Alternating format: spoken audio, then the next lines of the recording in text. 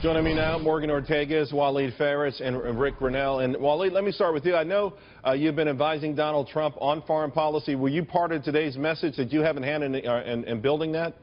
We have many advisors, foreign policy, national security, front advisors like the ones we appear, and others. Everybody had a piece of it, meaning the experience with regard to the Middle East, Europe, Russia, and of course Homeland Security. All of this came into one, but he actually is the one who decided on which point he will want to raise, and he did. All right, well, it was a broad brush. It covered a whole lot of areas.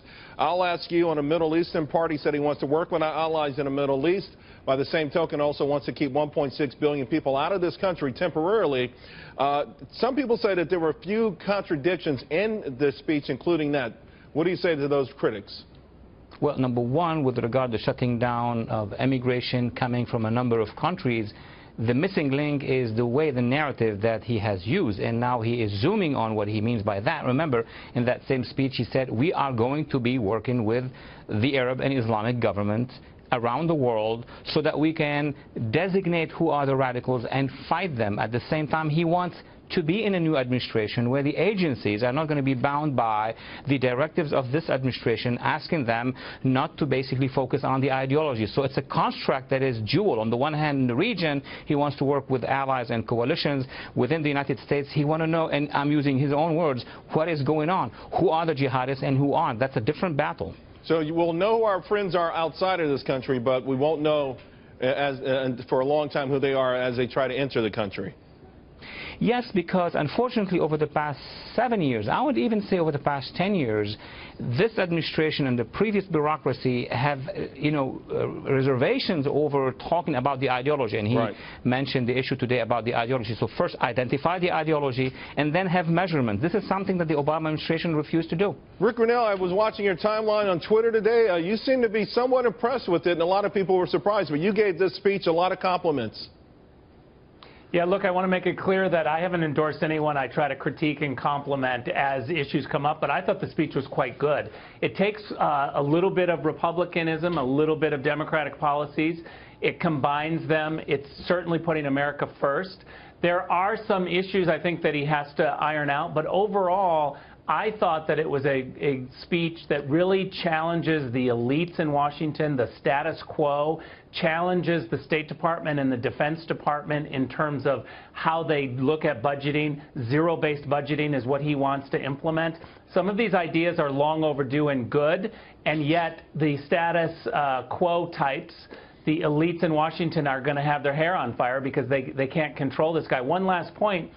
He is really owning the idea of being mega wealthy and being a job creator. He is going to use America's economic strength as a positive tool. And let me tell you that Mitt Romney tried to do that with his economic freedom speech, but he didn't stay on that message. And Trump is much more realistic in pounding the message about using America's dominance economically to help with its foreign policy issues. It's a great idea, and the State Department diplomatic types will not like it. Rick, real quick, quick, give us an example of how that works. For instance, with China, how would that work? In other words, we do the saber rattling with a potential 45% tariff.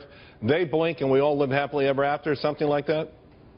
Yeah, look, North Korea is a huge problem, and we keep pushing out press releases that say that the Chinese should use their pressure to do more. What Trump wants to do is use our pressure to pressure the Chinese to say either do more or you're going to feel some sort of an economic commerce penalty from the United States, because this is a priority for us. If he can articulate that message, it will make the desk officers at the State Department completely go crazy because they just want to look bilaterally at these issues.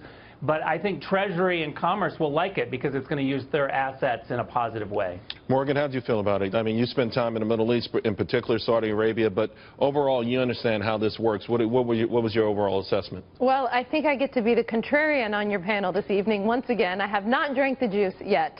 I will say, I'll start off with a compliment. I agreed with Trump on his positions on Iran, on the nuclear deal, on how we have not been an erstwhile ally of Israel, and how we need to rebuild the military. fantastic points. Where I fundamentally disagree with his foreign policy, and where I think it's very Rand Paul-esque, is the seeds of isolationism. I mean, in his gut, he does not think that America should be, quote-unquote, the policeman of the world. I don't see it that way. I think that America is the glue that holds the world together. And when we don't have strong leadership, when we don't have a clear and consistent vision for how America is going to lead, this is what happens in the Middle East. So there were points that I agreed with him today, but overall, I fundamentally disagree with his isolationist approach to foreign policy, and I'm disappointed that some of the others I respect don't see that.